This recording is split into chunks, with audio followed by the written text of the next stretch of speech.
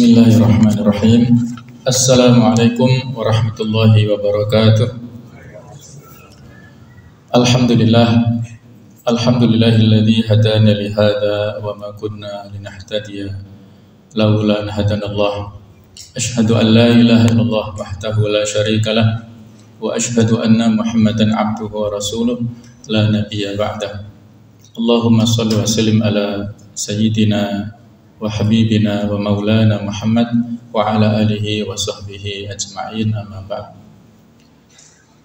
Bapak Ibu, para jamaah sekalian rahimakumullah, alhamdulillah kita wajib bersyukur kepada Allah Ta'ala atas semua nikmat yang telah kita rasakan, baik itu nikmat lahir ataupun nikmat batin, dan khususnya nikmat taufik, kemudahan dari Allah Ta'ala untuk melaksanakan amal-amal kebaikan. Mudah-mudahan semua amal kita diterima oleh Allah Subhanahu wa Ta'ala. Amin ya rabbal alamin.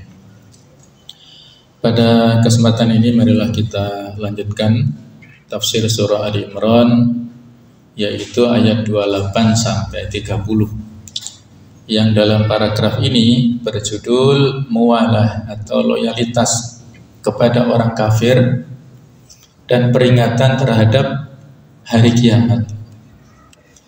Muwalah sama dengan wala, ya. Ini adalah merupakan hal yang prinsip dalam akidah kita, konsekuensi yang terkandung dalam syahadat tauhid, yaitu syahadat la ilaha illallah. Syahadat tauhid la ilaha illallah ini memiliki dua rukun. Rukun yang pertama adalah rukun al-bara', dari kata-kata la ilaha. Tidak ada satu sesembahan pun, tidak ada zat yang patut untuk diibadahi dengan benar. Itu adalah al-bara', ya. Kita berlepas diri dari segala isme, pemahaman, dan segala sesuatu yang terkait dengan makhluk, ya. Kita bebaskan diri kita, kita berlepas diri dari semua makhluk. Kemudian illallah itu adalah rukun yang kedua, adalah al-wala. Kita tetapkan loyalitas hanya kepada Allah. Ibadah kita tetapkan hanya kepada Allah.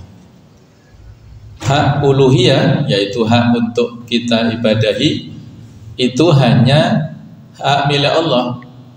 Jadi al-ma'bud, al-muta', al-mahbub, semua yang kaitannya dengan uluhiyah itu kita tetapkan hanya kepada Allah. Nah, itulah makna daripada al-wala. Dan al-muwalat itu adalah pemberian loyalitas, alokasi daripada loyalitas tidak boleh ditujukan kepada orang-orang kafir. Innama waliyukumullahu wa rasuluhu walladzina amanu. Wali kita, pemimpin, pelindung, penolong kita itu hanyalah Allah, Rasulullah, dan orang-orang yang beriman.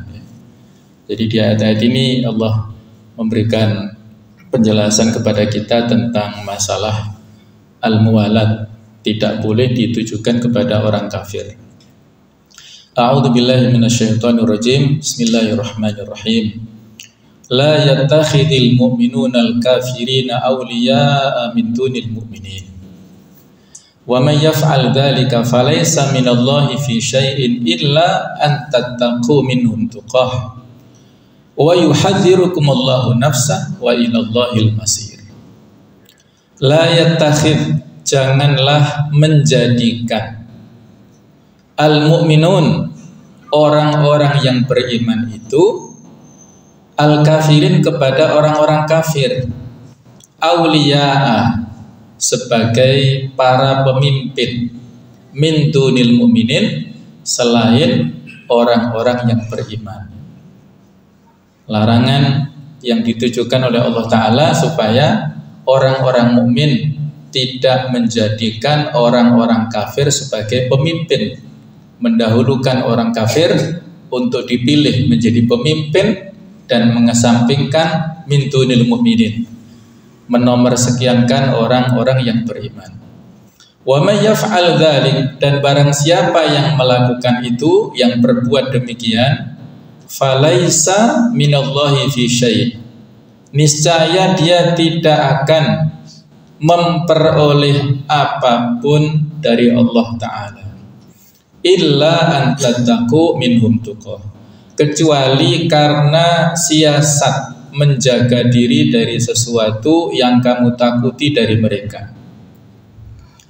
Karena ada unsur taqiyahnya, untuk kewaspadaan, berjaga-jaga supaya tidak mendapatkan madarat.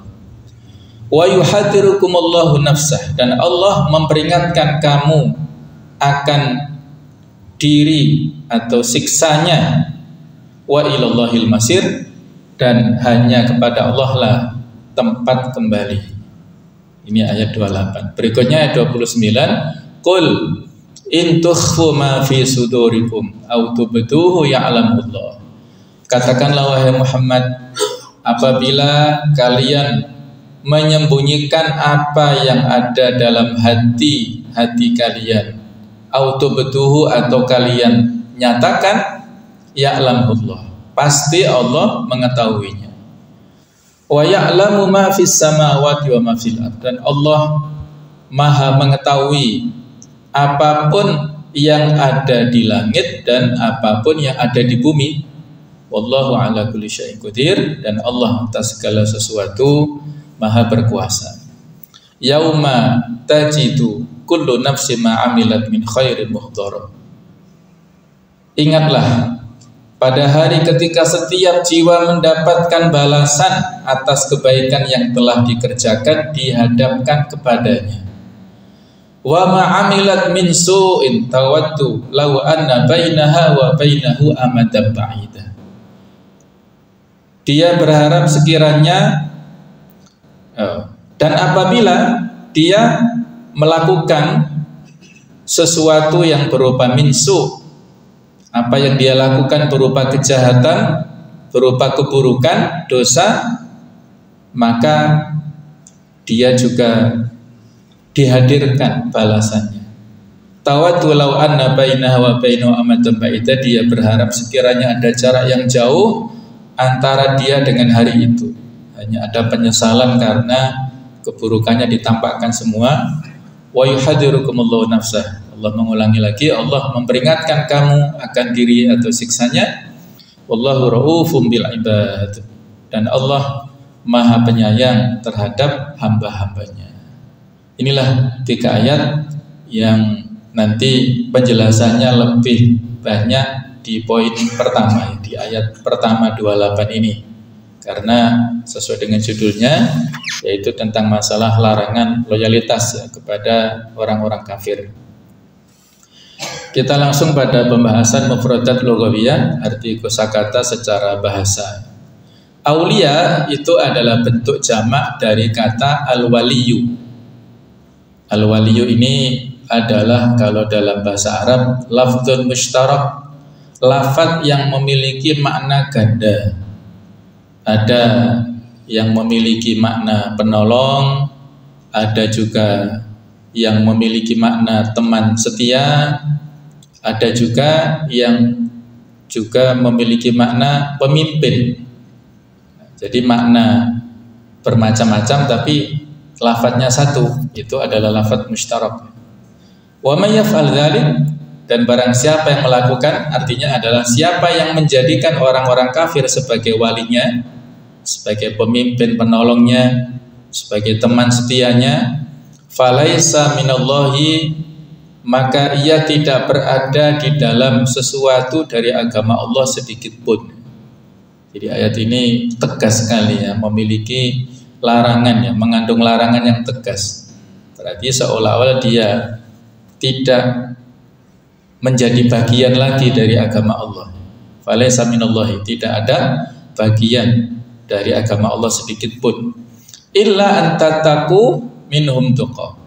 Tuqa sama seperti kata at-taqiyah, keduanya adalah isim masdar. Artinya jika kalian khawatir mendapatkan sesuatu yang ditakutkan dari mereka, maka boleh kamu untuk bersikap loyal kepada orang-orang kafir, tetapi hanya dengan lisan atau sikap luar saja, tidak dengan hati yang tulus.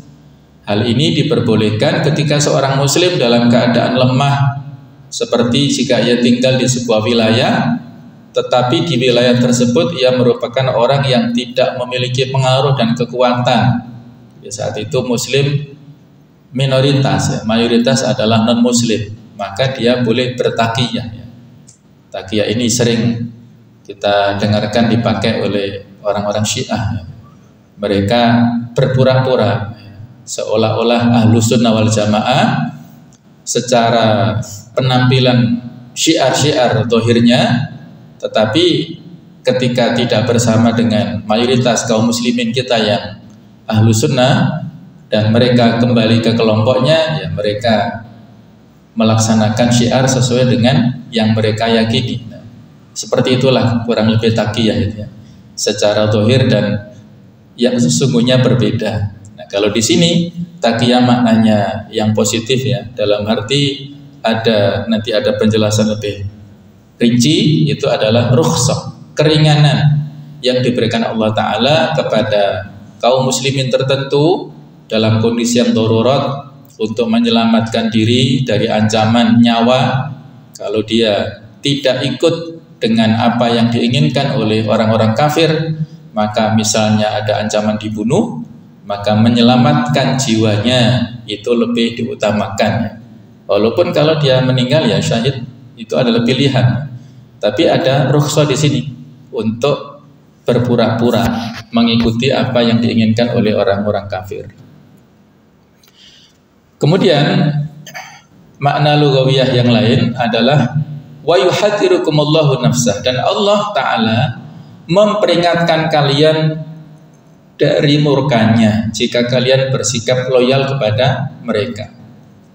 Jadi ada kata-kata nafsahu, dirinya, itu maknanya adalah murkanya. Allah sudah mengingatkan kepada kita semuanya supaya tidak nantinya mendapatkan murka Allah, yaitu jangan sekali-kali memberikan loyalitas kepada orang-orang kafir. Adapun makna wa ilallahil masir, hanya kepada Allah lah tempat kembali. Allah memberi balasan kepada kalian atas apa yang kalian perbuat. Kemudian makna muhdhara adalah hadir di hadapannya, di catatannya. Apa yang kita kerjakan berupa kebaikan, maka ada catatan kebaikan, bisa kita baca, kita menerimanya dari tangan kanan. Dan kalau yang kita lakukan banyak keburukannya, maka catatannya juga bisa kita tampakkan. Itulah sudah dikuatkan oleh ayat yang lain ya. Yauma idzin tuhadditsu akhbaraha, pada saat itu bumi memberitakan kabar-kabarnya.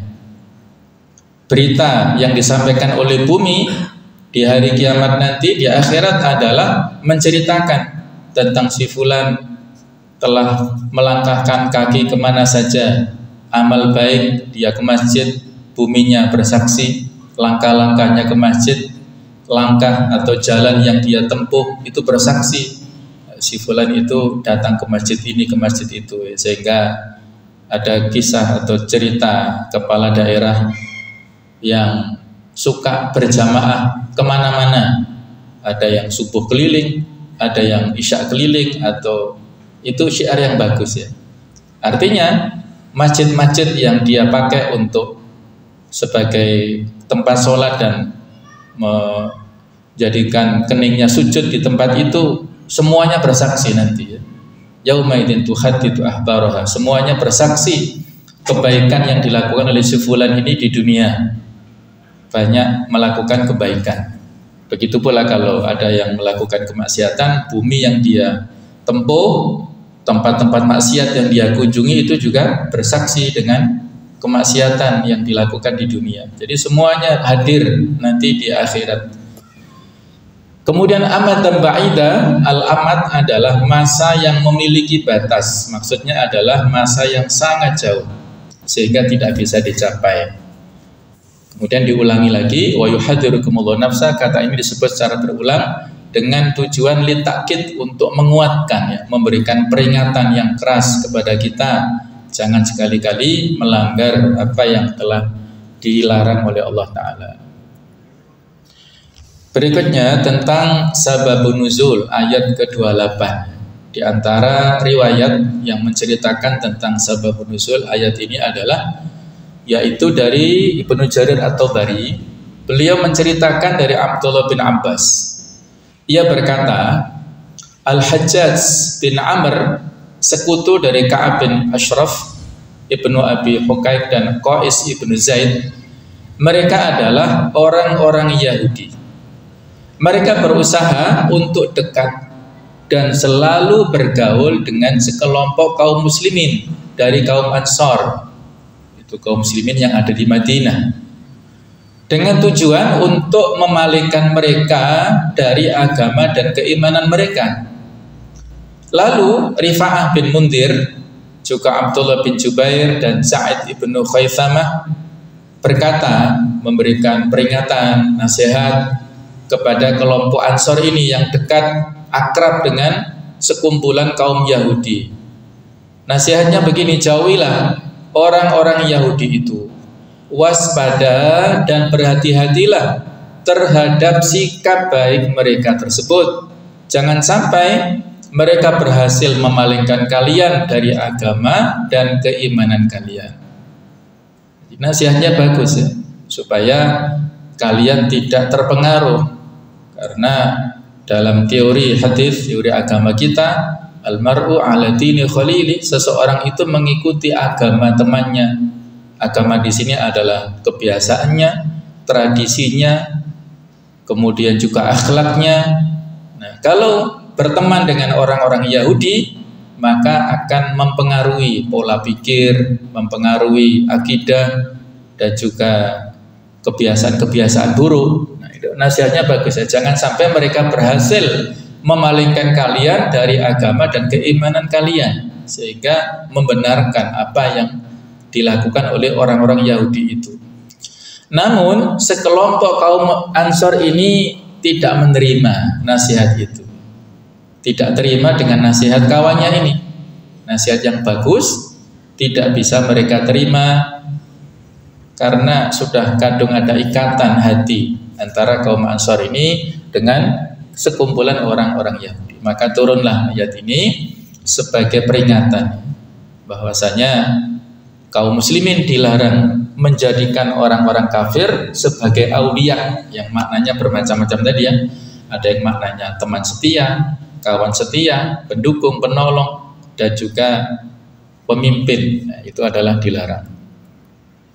Berarti ayat ini turun berkaitan dengan sekelompok kaum mukminin yang bersikap loyal terhadap beberapa orang Yahudi.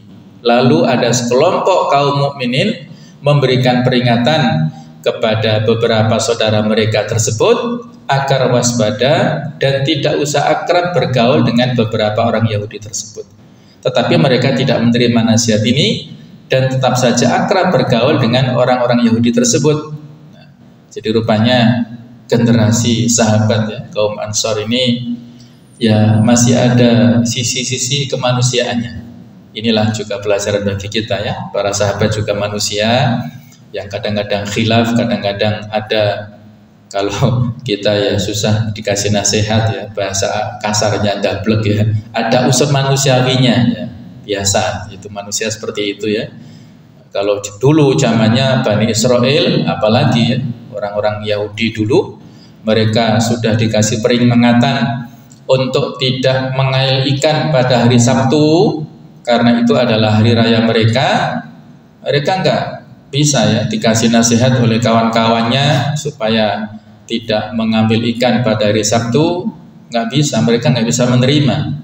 Karena justru ikan-ikan yang banyak hari Sabtunya, hari Minggunya sudah enggak ada, hari Jumat sudah enggak ada. Nah, akhirnya awalnya mereka menerima, tapi ada salah satu yang punya kreativitas ya. Mereka mencarinya pada hari Sabtu, tetapi tidak diambil dari sungai ya, tapi diikat atau ditaruh di jala, masih ditaruh di dalam sungai atau di air. Baru pada besoknya ikannya nggak bisa kemana-mana. diambilnya itu pada hari Minggunya atau hari Ahadnya. Itu 1-2 orang mengikuti, akhirnya mereka sudah mengabaikan larangan itu, semuanya rame-rame untuk mengambil ikan pada hari Sabtu.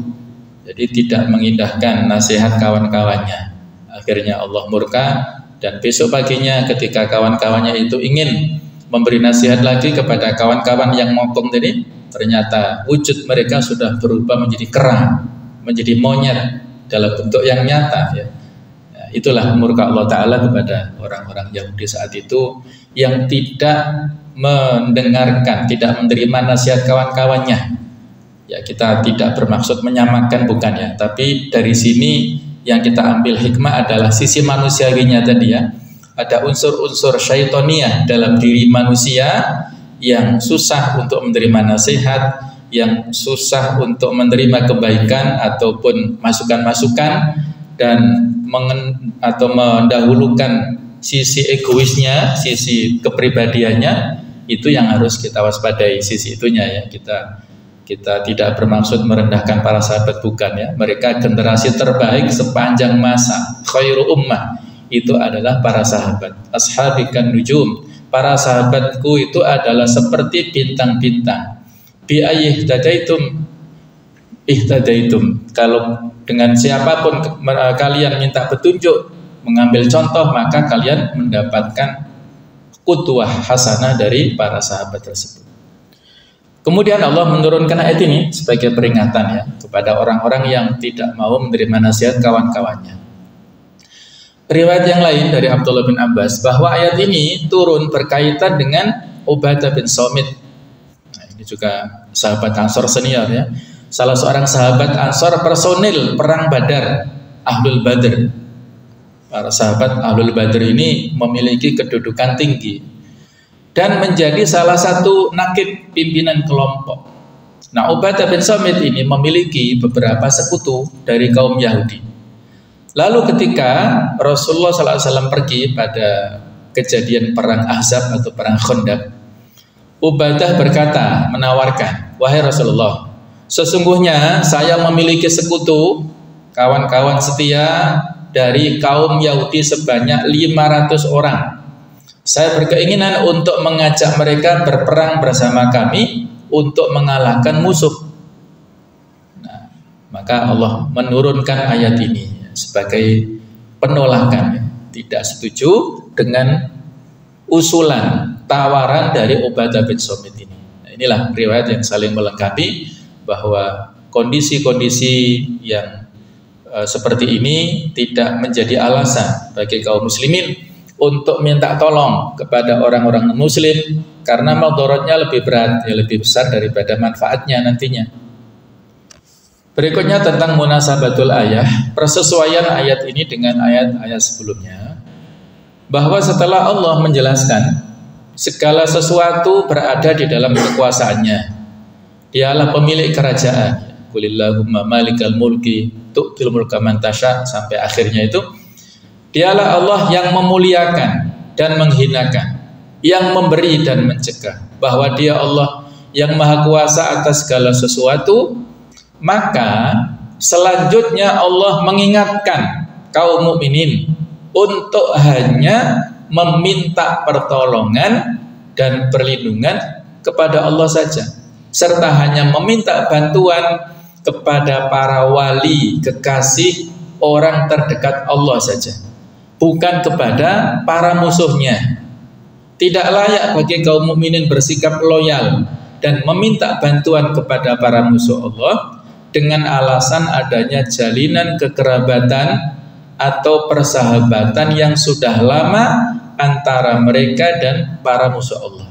Jadi sangat terkait, ya, dengan dua ayat yang sebelumnya, 26 dan 27 yang sudah kita baca, sudah kita pelajari tafsirnya, ya, pada dua pertemuan yang lalu, bahwa kekuasaan itu mutlak milik Allah.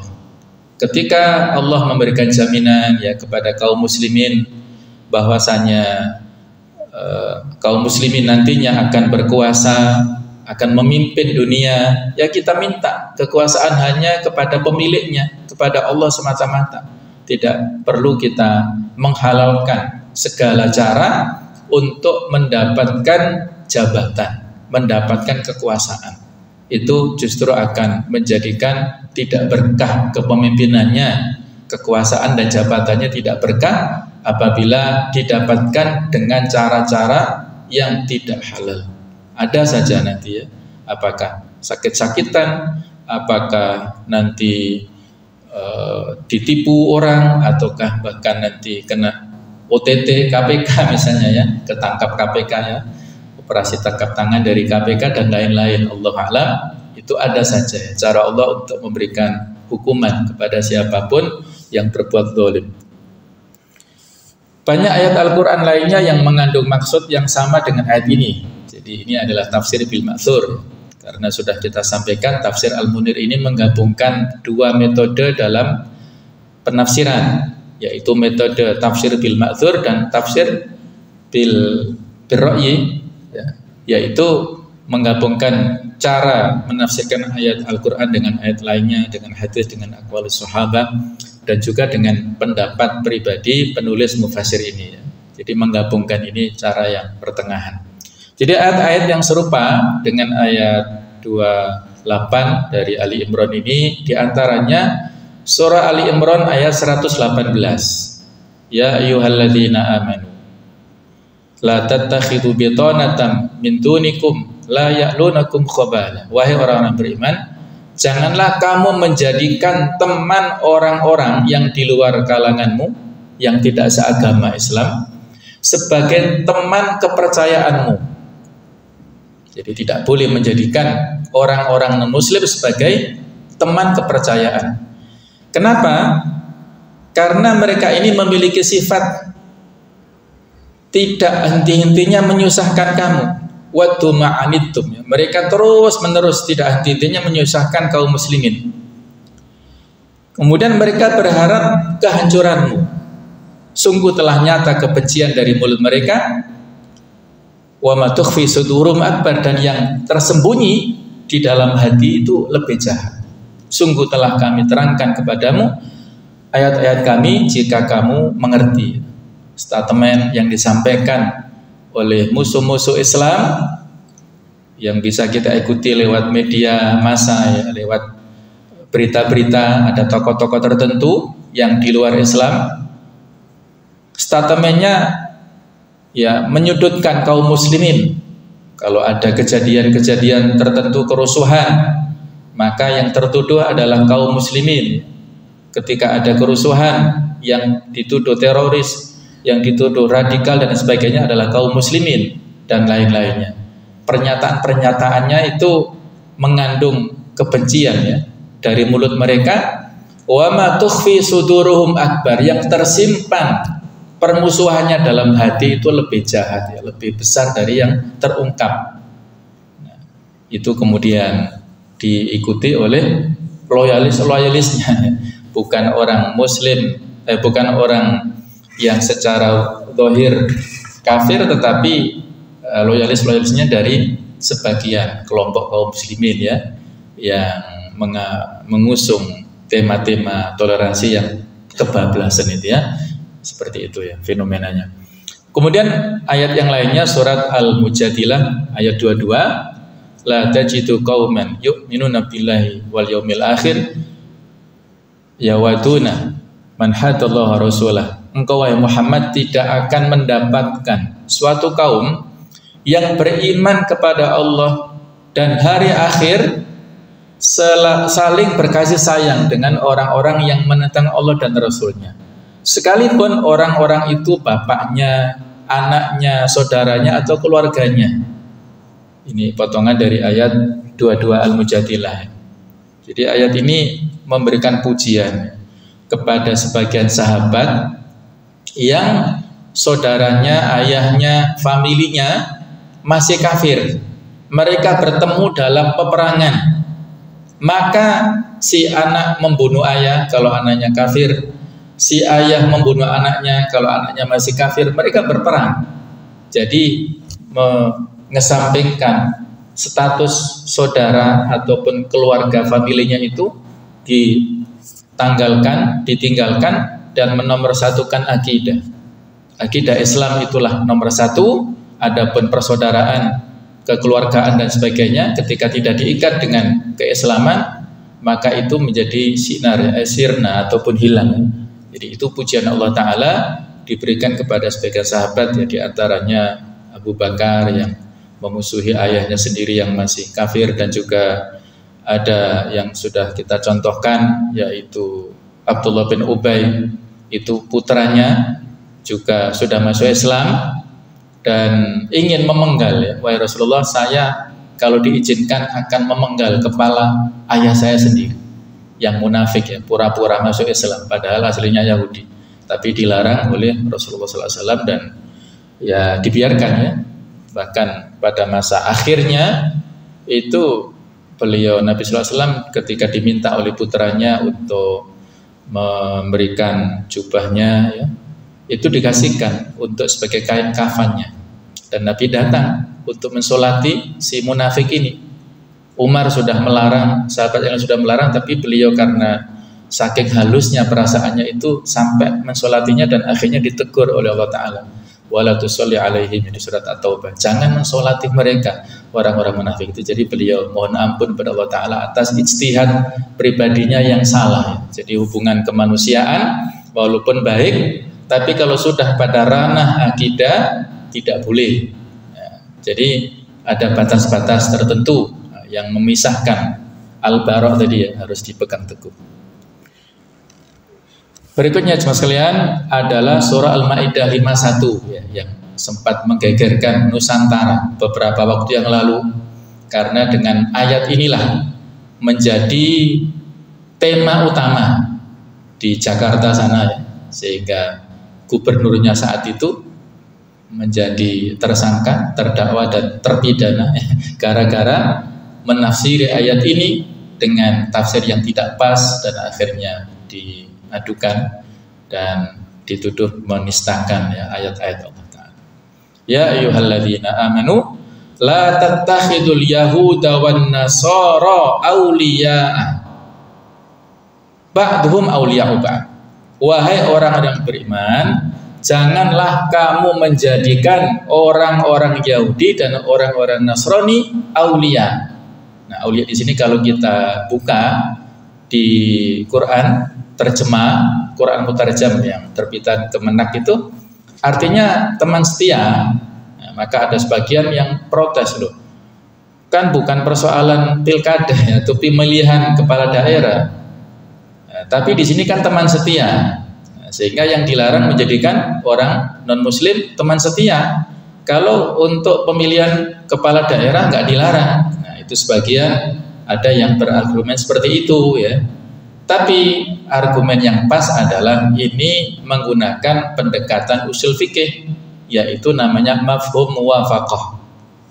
Mafhum muwafaqah itu adalah pemahaman yang, apalagi, ya, kalau misalnya wala taqul lahuma uf, jangan katakan kepada orang tua, bapak atau ibu uf. Uf itu kata-kata di Arab yang artinya ah saja nggak boleh, apalagi berkata kasar pada orang tua, apalagi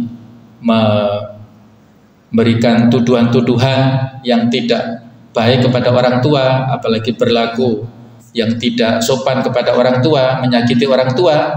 Nah, itu namanya mafhum muwafaqah. Mengatakan saja, menyinggung sedikit saja nggak boleh, apalagi menyakiti.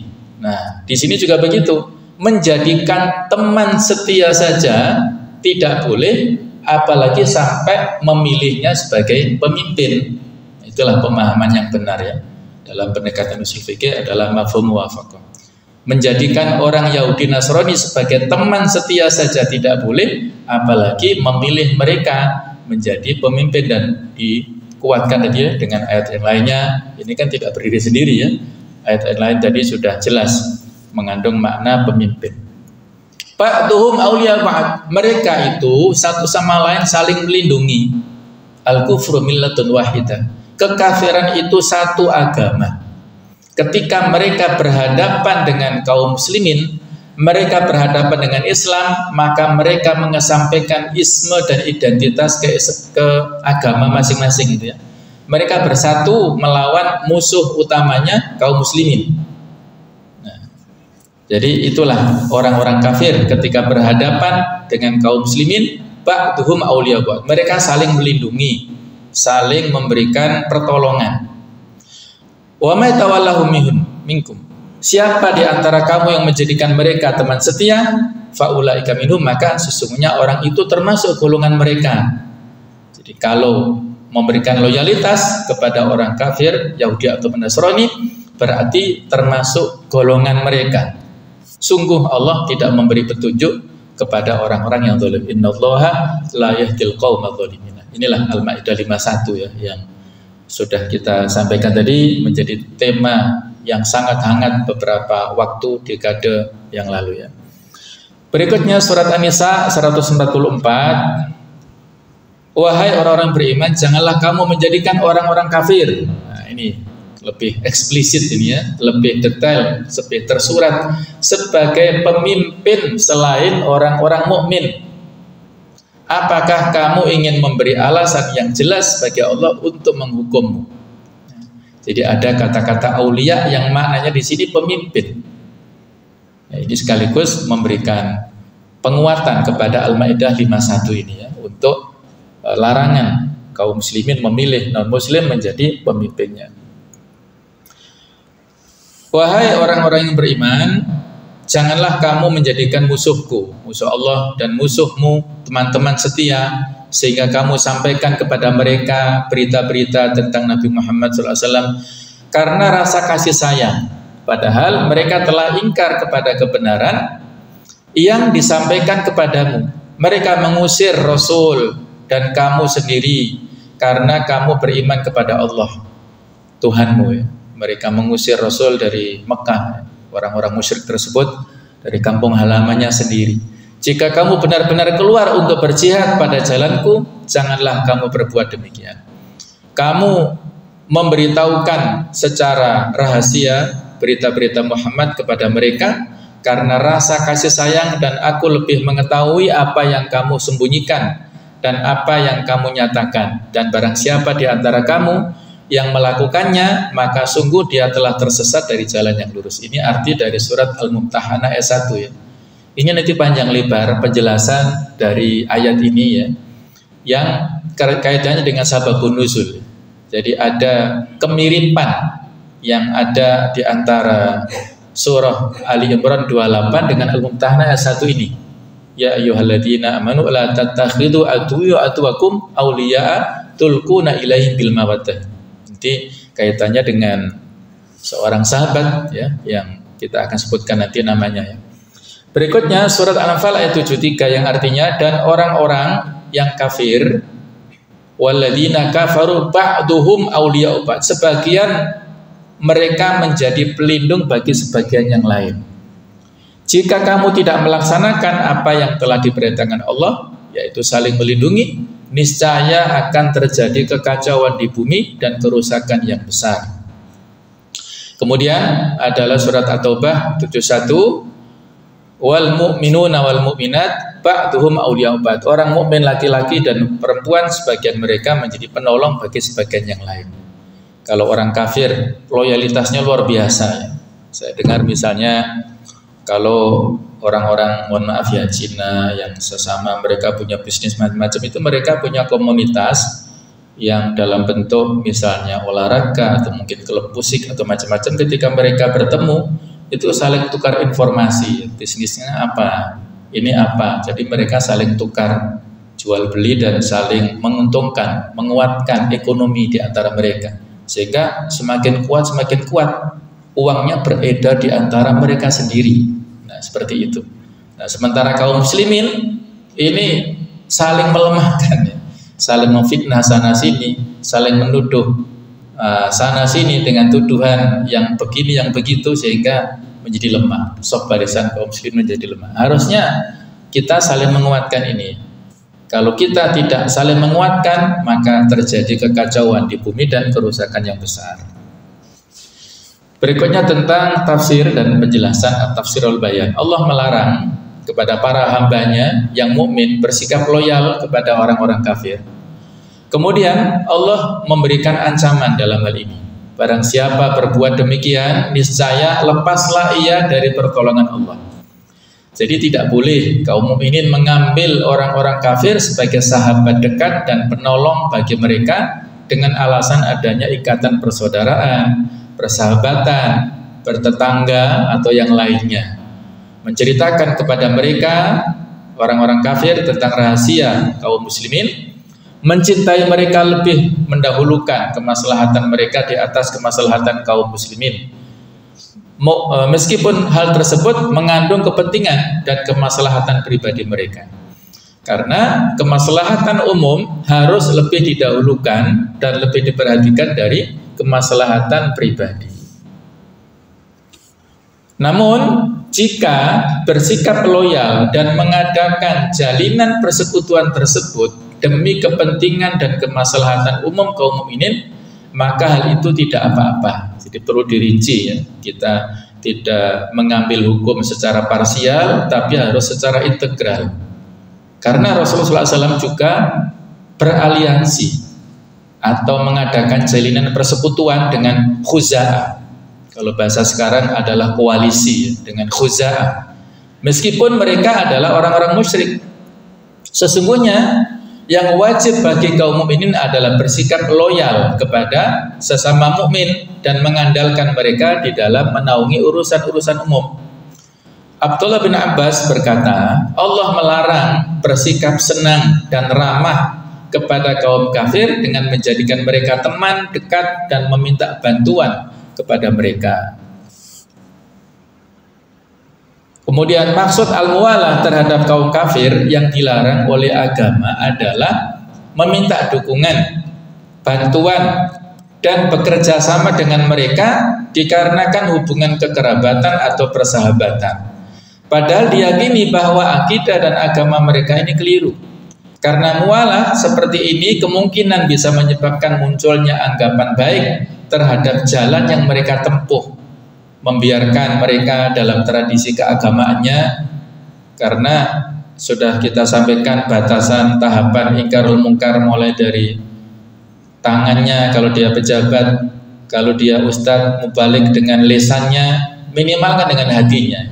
Kalau sudah akrab dekat dengan orang-orang kafir ini, maka dengan hati pun itu susah untuk mengingkari akidah mereka.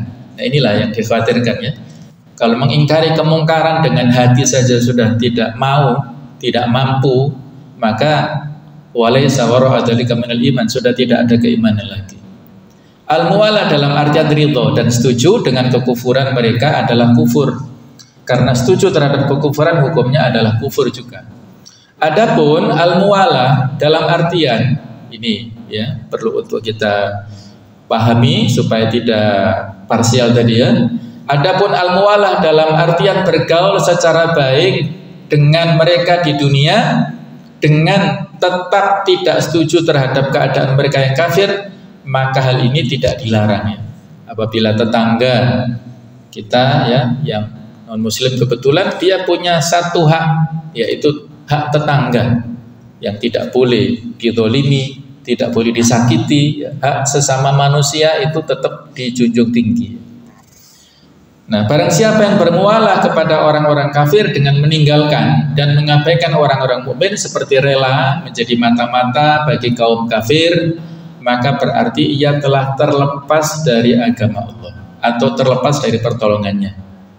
Dengan kata lain, ia telah berada sangat jauh dari Allah, dijauhkan dari rahmatnya, dan ia termasuk bagian dari mereka serta tidak patuh terhadap agamanya. Sebagaimana firman-Nya tadi di surat Al-Maidah 51 sudah kita baca, ayat yang berarti barang siapa yang berbuat demikian, maksudnya adalah menjadikan mereka para pemimpin atau penolongnya. Hal ini mengandung perintah yang sangat tegas untuk tidak bermualah kepada orang-orang kafir, karena dijelaskan bahwa orang yang bermualah kepada mereka sangat jauh dari Allah Subhanahu wa taala. Kemudian Allah memberikan pengecualian, yaitu kecuali jika ditakutkan dirinya tertimpa sesuatu dari mereka yang wajib hukumnya menjaga diri dari sesuatu tersebut, seperti dibunuh, maka boleh baginya untuk bermualah kepada mereka dari sisi seolah-olah saja ya, berpura-pura. Karena mencegah kerusakan lebih didahulukan daripada menarik kemaslahatan. Ini ada dalam kaidah fikih ya. Darul mafasid muqaddamun ala jalbil masalih. Menghindari kerusakan lebih didahulukan daripada menarik kemaslahatan. Inilah namanya satu dari'ah. Menutup segala macam kemadharatan harus dihindari. Jika bermualah seperti ini diperbolehkan, maka harus bertujuan untuk kebaikan Islam dan kaum mukminin. Dan hal ini hanya berlaku ketika dalam keadaan darurat, dalam keadaan yang mendesak saja ya. Hal ini seperti menyatakan kufur hanya dengan lisan karena dipaksa, namun hatinya tetap ingkar dan tetap teguh memegang keimanan pada Allah. Seperti firman Allah ini di surat An-Nahl 106 ya. Barang siapa yang kafir kepada Allah setelah dia beriman, dia mendapatkan kemurkaan Allah, kecuali illa man ukriha wa qalbuhu mutmainnun bil iman, kecuali orang yang dipaksa kafir padahal hatinya tetap tenang dalam keimanan. Nah, ini dilatar belakangi oleh peristiwa di Mekah. Saat itu Ammar bin Yasir menyaksikan dengan mata kepalanya sendiri ibunya Sumayyah dihukum ya, dibunuh karena tidak mau memberikan pujian kepada Hubal, berhalanya orang kafir yang disembah-sembah, berhala besar namanya Hubal. Disuruh memuji, Sumayyah nggak mau, hanya dibunuh. Yasir juga demikian, disuruh muji Hubal nggak mau, tetap dalam keimanannya, dibunuh. Ayahnya meninggal syahid, ibunya syahidah. Sementara Ammar bin Yasir ini masih muda, prospek untuk berdakwah dengan Rasulullah masih panjang ya, usianya masih produktif ya, masih menjadi aset kaum muslimin ya. Dia berpikir itu untuk kemaslahatan jangka panjang, sehingga Ammar bin Yasir ini pura-pura mau memuji kepada Hubal. Hubal ini seolah-olah dipuji ya, sehingga dengan itulah dia lolos, tidak jadi dibunuh oleh orang-orang kafir. Maka setelah peristiwa itu beliau gundah gulana hatinya ya. Apakah hukumnya murtad atau bagaimana? Ketika mengadukan kepada Rasulullah, beliau berpikir sejenak dan turunlah ayat ini. Illa man ukriha wa qalbuhu mutmainnun bil iman, kecuali orang yang dipaksa kafir padahal hatinya tetap tenang dalam keimanan, maka dia tidak berdosa. Nah, ini adalah rukhsah bagi Ammar bin Yasir. Kalimat kufur yang diucapkan secara dohir tidak dari batinnya, maka itu tidak menjadikan murtad. Akhirnya dengan itulah dia selamat dan menjadi pendukung dakwah Islam pada saat-saat periode berikutnya. Allah Ta'ala memperingatkan kepada kalian akan siksanya.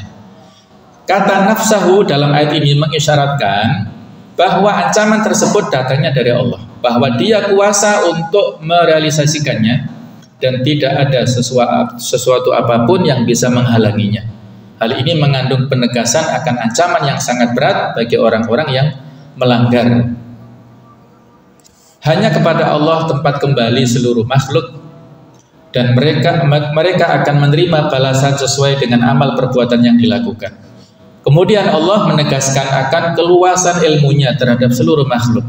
Jika kalian menyembunyikan apa yang ada di dalam hati kalian atau menampakkannya, maka sama saja. Allah pasti mengetahuinya dan akan memberi balasannya. Wa in tubtu ma fi anfusikum aw tukhfuhu yuhasibukum bihillah, di akhir Al-Baqarah itu. Allah Maha tahu segala apa yang ada di langit dan di bumi, dan di antaranya adalah senang dan sikap memihak kepada orang-orang kafir atau sebaliknya menjauhi mereka. Allah Maha tahu dengan semuanya itu ya. Kita baca sedikit lagi. Allah Maha Kuasa untuk menyiksa kalian, oleh karena itu jangan sampai kalian melanggar larangan-larangannya. Karena segala bentuk kemaksiatan, baik yang tampak maupun yang tersembunyi, semua itu dilihat dan diketahui oleh Allah. Waspada dan berhati-hatilah kalian terhadap hari akhirat, di mana setiap jiwa pasti akan mendapati semua amal perbuatan baik yang dilakukan di dunia ditampakkan dan dihadirkan ke hadapannya nanti, sehingga ia akan merasa senang dan akan mendapatkan kebahagiaan serta kenikmatan atas amal perbuatan baiknya tersebut. Wajahnya bersinar ya, wajahnya bergembira. Wujuh yauma itu musfirah dhahikatu mustabsyirah. Jadi dia menampilkan wajah yang senang, luar biasa karena amal-amal baiknya. Begitu juga kebalikannya, apabila amal perbuatannya jelek, baik yang kecil ataupun yang besar, dihadirkan di hadapannya sehingga ia merasa sedih, menyesal dan sangat ingin seandainya antara dirinya dan amal perbuatannya ada jarak yang sangat jauh seperti jarak antara timur dan barat. Inilah peringatan Allah Ta'ala terkait dengan hari akhirat ya. Sebelum kita menyesal nanti ya, di dunia adalah waktu kita untuk beramal, balasannya itu kita simpan di akhirat, sedangkan nanti di akhirat tidak ada waktu lagi untuk beramal, yang ada adalah balasan semuanya. Mumpung kita masih ada waktu di dunia, mari kita manfaatkan untuk beramal soleh sebanyak-banyaknya semampu kita. Mudah-mudahan kita istiqomah di jalan kebenaran dan diwafatkan Allah Ta'ala dalam keadaannya husnul khotimah, insyaallah dikumpulkan di jannahnya, amin ya rabbal alamin. Mohon maaf atas segala kekhilafan. Subhanakallahumma wa bihamdik asyhadu an la ilaha illa anta astaghfiruka wa atubu ilaik. Wassalamualaikum warahmatullahi wabarakatuh.